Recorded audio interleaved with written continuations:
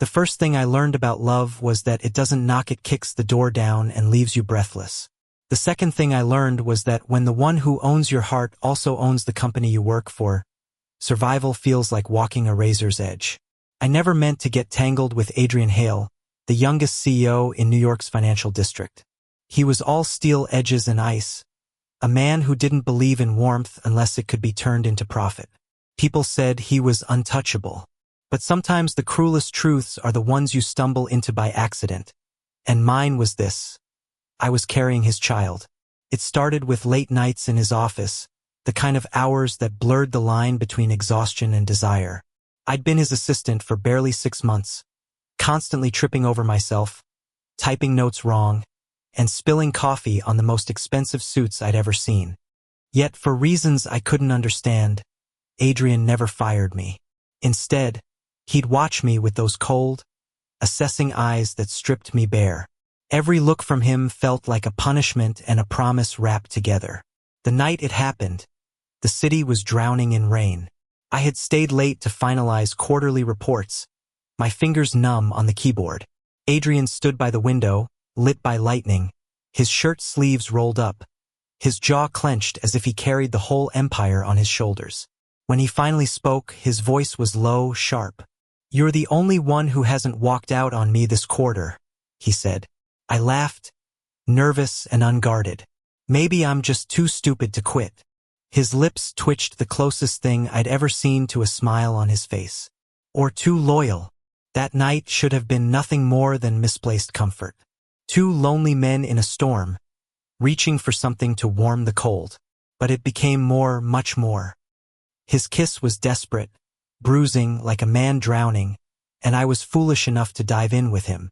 Weeks later, when I stood in my bathroom staring at the positive test in my hand, I thought my knees would give out. The world blurred, and all I could hear was the faint hum of the refrigerator in the background, as if even the universe was mocking me. How do you tell a man like Adrian Hale, a man who believed in contracts, not emotions, that his life was about to change forever? I didn't. Not at first. I tried to hide it, bury myself in work, pretend my world wasn't about to implode.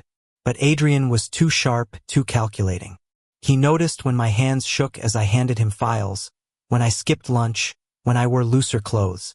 One evening, he cornered me in the elevator, the air tight with his cologne and authority. "You're hiding something," he said, his voice flat but dangerous. I swallowed hard. "I'm not." His eyes narrowed, scanning my face as if peeling back the layers of my soul. The elevator dinged, but neither of us moved. Finally, I whispered, "I'm pregnant." Silence. A silence so heavy it could have crushed me where I stood. His jaw tightened, his fists clenched, and I braced for rejection, for cruelty, for the cold dismissal that would shatter me completely. Instead, he said, "Then you're not going anywhere." 3 days later, he put a contract on my desk. A marriage contract. Binding, absolute, without escape. "This isn't about love," he told me, his tone clinical. "It's about responsibility. About appearances. You'll have security. The child will have my name.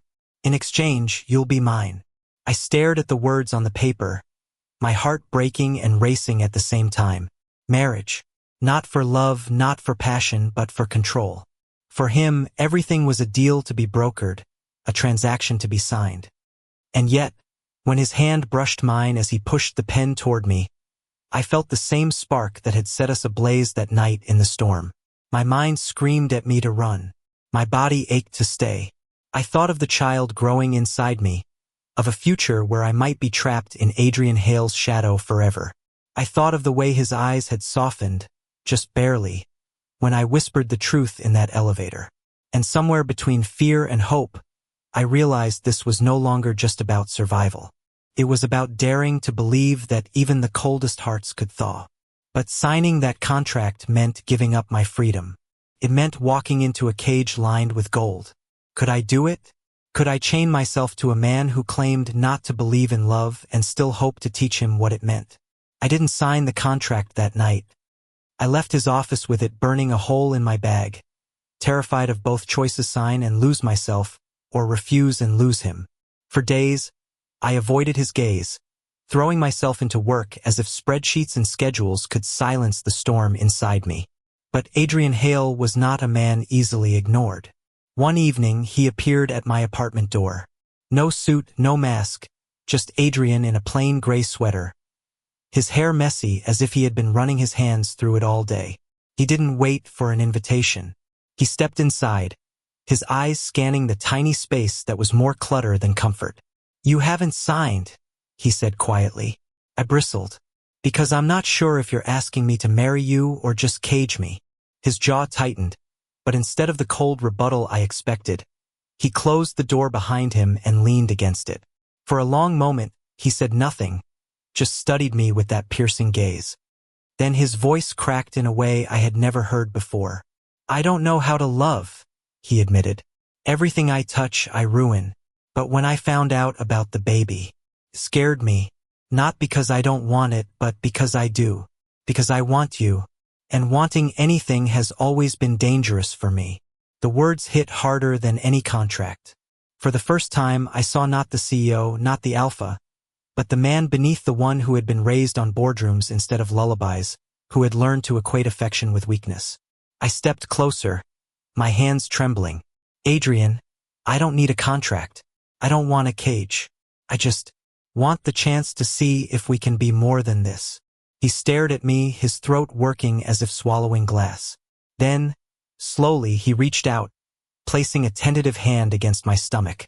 It was the gentlest touch I had ever felt from him, reverent and almost afraid. "Then stay," he whispered. "Not because of a contract.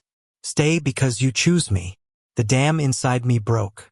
I pressed my forehead against his chest, breathing in the scent of him, feeling the rapid thud of his heart against my skin. For once, he didn't try to control, didn't try to dictate, he just held me. And in that silence, I knew we had both crossed a line we could never step back from.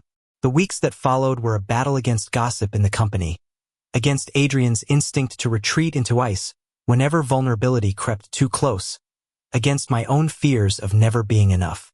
But slowly, piece by piece, we carved something fragile and real.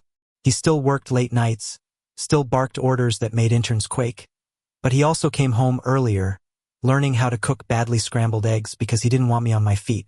He kissed me goodnight like it was the only promise he could keep. The night our child was born, Adrian was there. His cold hands gripped mine through every scream, his sharp voice cracking as he told me to breathe, to hold on, that I wasn't alone. When the first cry filled the room, something in him shattered. He cradled our baby with trembling arms, tears slipping down his face, unhidden, unashamed. In that moment, I realized the contract had never mattered.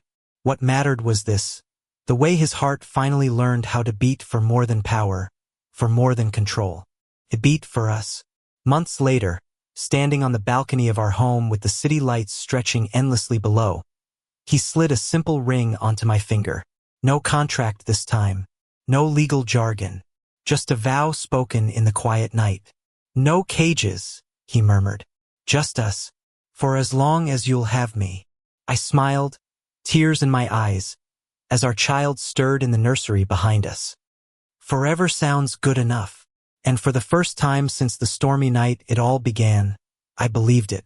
Because love had kicked the door down again, and this time, it stayed. Thank you for listening.